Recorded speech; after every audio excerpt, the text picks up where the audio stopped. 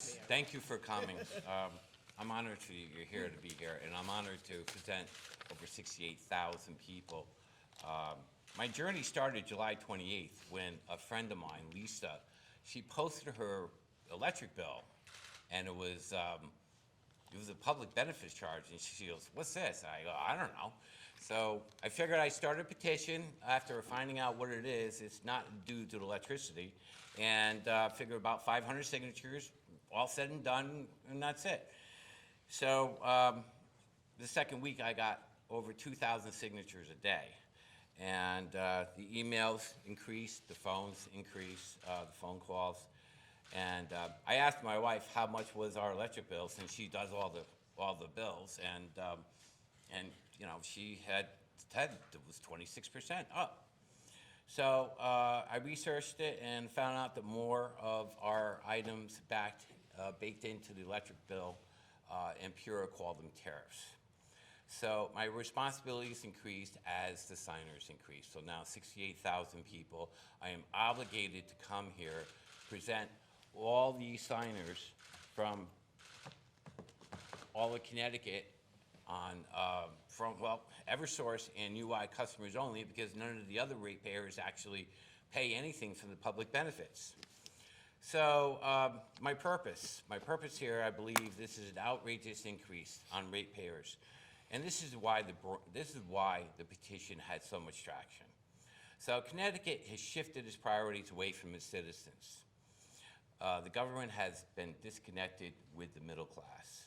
Connecticut needs to throw out the public benefits playbook and find another way to fund projects that benefit all of Connecticut, not just on the backs of Eversource and UI ratepayers, and not just to benefit EV vehicle infrastructures and ownership. So I want to talk about the quality of life. So as you know, quality of life has meanings for different people. Quality of life, so to have maybe a nice new BMW in your driveway or a hot tub in your backyard. So quality of life for others is have enough money to pay for food, have enough money to put on your AC when it's 90 degrees, or putting on your heat when it's 50, 40, and 30, when it's going to be really cold out this year. So that's what I mean by quality of life. And this government needs to be cognizant of these people that cannot afford basic necessities to have a quality of life. So working families and seniors do not have to make hard decisions. Why do they need to make hard decisions? To pay for food, to pay for their gas bill. And I've had a lot of people actually just starting out in life. Guy works 2 jobs, he's going to college, barely can afford his rent, never mind his electric bill. So everyone in this room is going to be a senior one day. There's nobody here that's not going to be a senior. I want others to pave the way for the future seniors today's seniors and the future seniors, so that quality of life is not diminished for them because of high electricity and costly mandates imposed. So in conclusion, Connecticut does a lot of things right. Let's make electricity one of them. Thank you. So now I'm going to announce Renee. This is Renee. She's been with me from the start. She has something to say. Hi. I'd like to thank the lawmakers who passed the bill, who created the additional public benefit charge line on our electric bill. We do appreciate the new transparency of this expense that most of us didn't realize was included on our electric bill. Connecticut citizens have no choice but to use Eversource or UI, hence definition of a monopoly, feel the public benefit charge was secretively included on our electric bill. It feels like to the general public that this was done behind the scenes. Now, this public benefit line is used for many unrelated electric expenses. I have a tax background, so I'm going to talk a little bit about income taxes and why I think it should be on the budget of our income taxes. Our state collects income taxes to generate revenue for funding public service and infrastructure. State income taxes are collected to ensure that resources are available to meet the needs of their residents. If there was a need to provide subsidies to residents during COVID, this need falls under the needs of our residents, and income taxes should be used. To promote electric vehicle use and giving out state credits to incentivize purchases should not be part of a public benefit charge on our electric bill. Not all residents of Connecticut are monopolized to use Eversource and UI, so people who have solar or live in a list of towns are not sharing in this statewide public benefit charge. Does that seem fair to all of you? This is why state income taxes should be used, which spreads the expenses to all Connecticut citizens. In conclusion, I have lived in Connecticut since 1987, and it's very sad that I feel that I don't want to be part of the state anymore. I'm hoping that the people we've elected will do the right thing. Thank you. Samantha? I'm sorry. Do you want to go next? I don't have you. I'd be happy to. Senator Gordon, maybe? Senator Gordon? Well, good morning, everybody. I'm State Senator Jeff Gordon. I'm proud to represent the people of 13 towns of northeastern and part of north central Connecticut. And thank you for having us here today, Scott. We can see here just the huge volume of signatures, 68,000 or so people. And I know for a fact, and we all do, that there's hundreds of thousands, more than that, who have not yet signed the petition, who are just as outraged and angry about their sky-high electric bills. I hear it every day when I'm talking with my constituents, and the number one issue we're hearing from people in this state, and we've heard this a long time, is the high cost of living and working in the state of Connecticut. And we know that that is not a statistic the state of Connecticut should be proud of. Yet, what is state government, what did it do? It didn't make things better, but it took all of these extra big taxes and put them into electric bills. And if it wasn't for a law last year to make electric bills transparent, which I was proud with my colleagues to get passed, people wouldn't have even known why their bills have skyrocketed the way it is. Electric bills should only be about the electricity you use and nothing else. We should not have these extra public benefit taxes in it. And my colleagues and I, because we've been listening to the people of Connecticut, we've been caring about the people of Connecticut, and we have been working for the people of Connecticut. We've been proposing for a long time to take these taxes out of the electric bills, and if we want to have these programs, let the elected officials in the Capitol discuss, debate, and decide, and move them out into the budget, but not increase taxes at all. We've had those proposals. They haven't gone anywhere. We've been encouraging the governor, encouraging the Democratic majority here at the Capitol to listen to the people of Connecticut and work with us in a bipartisan way to get things done. And this petition here, and you can see just the size of it, the number of signatures, the people of Connecticut are once again calling out for their state government to help them. I talk with people all the time who do not know how they're going to afford to pay their electric bill. And that is a very scary situation from them. But we have proposals to fix this crisis now. We're actually if I did my math right, 116 of this electric bill crisis. And enough is enough. This petition is a cry out from people to say they've had enough. Let us work together. I hope that this petition, the sheer size of it, will break the political logjam so the governor and the Democratic majority in the legislature will say, let's work together. We can do that. Let's fix this mess now. We have serious proposals. I think I'm up to 16 or 17 of my own, and my colleagues have proposals that we've been working on. And we can do things to make things better with our proposals, working together in the long term of what we deal with energy procurement in this state and energy policy in this state. And part of it also is we've been fighting to prevent even more of these taxes going on to electric bills. And that has been a lot of the mandates that the state has wanted to push for electric vehicle mandates. And all of that stuff gets put onto bills, and that's why people are signing this petition. Imagine if your bills are even worse. More and more people can't afford to live in this state, can't afford to work in this state. We are fighting and working to make the state more affordable for more people. This petition shows the people need that, they want that, they deserve it, and I'm proud with my colleagues, I'm proud with Scott and everybody here, all of my constituents and everyone across and everywhere in this great state of Connecticut to be working for them, and I can tell you that our commitment to fight for them and to fight for you has not changed every day, and we're going to continue to fight for you. And again, the people of Connecticut are saying enough is enough. They can't afford more days to go by with more bills, and this petition is a great example of why we need to get to work. Let's get the special session, let's get it done now.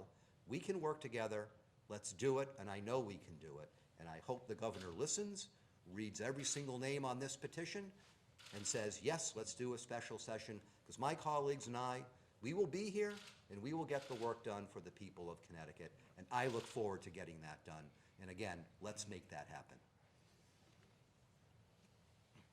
Good morning, everyone. I'm State Senator Rob Samson from the center of the state, and I'm just here to join these fine people that are here today in making the case that we've already heard.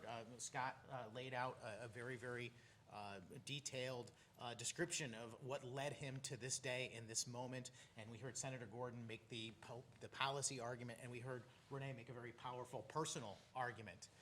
And I don't have a lot to add to what they said other than to say that I'm very proud to be here, to stand with them today, to stand here with these 68,000 other people. That's what this pile of paper represents. These are actual people. Imagine if there were 68,000 people standing behind us, how much of an impact that ought to make to what we are saying today. And that is what is happening. These people all agree with us. There's a few things I'd just like to share with you. This is a very personal issue for a lot of people. There are folks all across our state that are struggling to make ends meet, to pay their bills. Yesterday afternoon, I reached out to a constituent of mine who had called me concerned about a matter that he actually has with the federal government, but he needed to give me some paperwork. So I made arrangements to go out to visit his home in Southington, Connecticut yesterday. And I ended up sitting on his front porch because it was a beautiful day. The sun was shining, there was a few leaves falling from the trees. And, you know, we sat there and he asked me lots of questions about what's happening in our society, what's happening in our country. And I gotta tell you, it hit me so hard to the core hearing this man who worked so hard his whole life, never took a dime from anyone, never took a handout, never went on welfare, never asked anyone for a single thing. And he is sitting on his porch telling me that he's struggling to even have the leaves taken from his gutters and making sure that his boiler's working properly. It really, really hit me to the core. And the reason why this is happening is because we have an out-of-touch state government. We have a majority party, and people should understand in this state, the majority Democrats control both chambers 2-1. Every Republican in this state has signed a similar petition, and I'm proud to have my signature inside this petition as well, to bring us into a special session, to stop the bleeding, to get us here right now, to start making the changes that are necessary to reduce people's electric bills. So this fine gentleman and all the people listening today can go back to having bills that make sense, that are reasonable. There is no reason why Connecticut should have some of the highest bills in the entire country. It doesn't make any sense, and it's a result of poor management by our state government. And the fact of the matter is, we could go in and make changes right now to reduce that. The proposals are there. We've offered them over and over again. It's all about removing these hidden charges from electric bills to start. It's about limiting the amount of attention that we are provided to what I consider a radical climate agenda. We all want clean air and clean water, and we all want to move towards renewable energy, but it has to be done at a pace that people can afford. It's got to be reasonable, and these technologies have to catch up. We need to limit how much we're willing to charge the people of Connecticut for these new types of electricity. No one wants to pay 4 or 5 times for wind energy what they might pay for natural gas. That's absurd, and that's exactly what's happening. We can limit that. We have a proposal to say, look, we'll pay a little bit extra for wind to try and move us in that direction, but we're not going to pay 4 or 5 times. These are just a few of the ideas that could be enacted today. And people should know that the longer this goes on, the worse the situation is going to get. They are ignoring this problem, and meanwhile, the policies that are in place continue. And the state agency, PURA, is making decisions based on the policies that are in place. And those policies will enable them to make power purchase agreements that are ridiculously expensive, that are going to cost the consumers of the state. Again, I don't have a lot more to add. I'm just so proud to be here with people that are taking an interest in fixing their government and standing up for what's right. That's how our system is supposed to work. Our system is supposed to work where the people tell their politicians what to do. Well, the people are here speaking. They want action, and they want it now, and I stand with them. Thank you.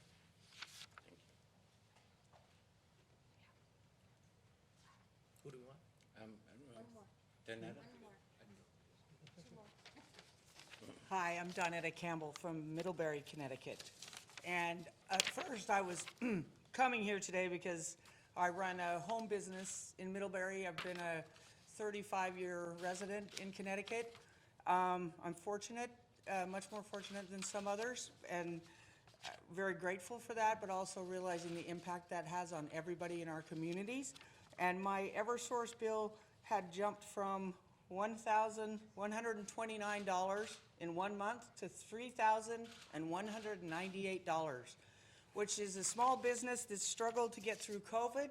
I hadn't had to let go of any of my employees. I had fought our way through that, and now some of the flooding, and this bill just knocked me off my chair. And luckily, I stumbled onto Scott, and we have very different political views, but he is somebody who is looking at this as a bipartisan problem and a bipartisan solution.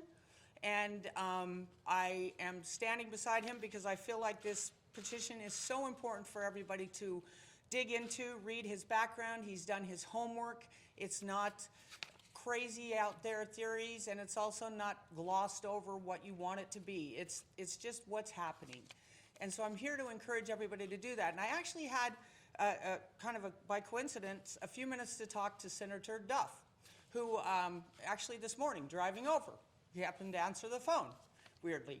And I just, at first was very coming in at it like I really didn't appreciate some of the comments I heard around the march. I think there were a lot of people that wanted to be there. It's become a political football. A lot of people are nervous to put themselves out there. And it's not a bipartisan issue. It's not, I mean, it is. It's not a football. It's affecting every person in Connecticut, whether you have a small business, whether you're a senior citizen, whether you're a family just trying to get by. And the people who have struggled to pay for their bills during COVID, you've seen that this isn't paying for that. It's, there's some misinformation out there, but there's also real reasons it's happening, and it shouldn't be happening. And Eversource has been a problem for a long time. So I have to say I was impressed talking to him. He did listen to me. He did seem like he cared. He did express that he felt like it was too politicized right now, that it was something to be dealt with later. I encouraged him to please look at it again, and I'm asking him now publicly. I do think you do care, and I do think that both sides of the party are being affected, that your constituents are hurting because of these costs and this unfair tax that turns off your electricity if you don't pay the tax, which is crazy. So I ask him publicly, and appreciate his time this morning, to relook at it again and come back to the table, because it's not just a political football. We're hurting. Democrats are hurting. Independents are hurting. Republicans are hurting. Everybody in Connecticut. It's a ridiculous amount to overnight get your arms around in any budget. I know, like I said, my budgets in my company have been squeezed. This is going to make me have to make hard decisions, because it's $2,000 a month I didn't expect. I had no idea it was even coming. So once again, please look at the petition, sign it, and read the background material to get a really good view of what's going on here. And thank you for giving me the opportunity. Elda? Bryce? Hi, my name is Bryce Chenault. I'm the Director of External Affairs at Yankee Institute. Our President, Carol Platt-Liebau, would be here today, but she had a previous travel commitment, so I'll share a few words on her and our behalf. We're pleased to be a part of this coalition of common sense energy policies. Connecticut's families want and deserve a healthy environment, clean air, and clean water for ourselves and children. At the same time, we can't let our environmental policies ruin the economy and make people poor. So too often so-called green policies, like the electric vehicle mandate that was considered here not too long ago, do little in the way of creating an overall cleaner environment, but they do impose significant costs, especially on the people least able to bear them. They make our state less affordable and make living here more difficult. In fact, the reason we're here today is a prime example. People are right to be outraged about the increases in the public benefits charge on their electric bills. What's more outrageous is that a chunk of the charge is going to build EV infrastructure. And our state's wealthiest people are the ones driving EVs disproportionately. And they're usually a second or third vehicle. All the infrastructure for them is being paid for by middle-class households, and that just doesn't make sense or seem fair. Rather than picking winners and losers, Connecticut should be working to bring down energy costs for everyone and making it easier to bring more energy online. There is no reason Connecticut must be one of the most expensive states to turn the lights on. We can do better. It's time to start looking at what makes sense for the environment, but also for the bottom line. Thank you. Excellent. Anyone else have anything else to say? Good morning. My name is Amon. I'm with the Connecticut Republican Assembly. We believe in small government, and we believe that our government here in Connecticut, again, it's not truly a bipartisan government with a majority in both chambers, and that they have not brought the special benefits, public benefits, to a special session. So I think that we do definitely need to go to a special session. The people need to be heard. We, the people, are supposed to run our government, and we're not being, I'm in that pile, we're not being heard. And I think that that we also need to understand why the ARPA funds, which were supposed to pay for the electric benefits or the electric bills that were not paid for during the mandate, that money should have been appropriated for this concern. That's all. Thank you. All right, guys, thank you. I'm going to wrap up and put it in a box, and we're going to head over to Governor Lamont's office. Yay. Thank you, guys. Thank you. You did excellent. You guys covered everything. Everything. Excellent. You too.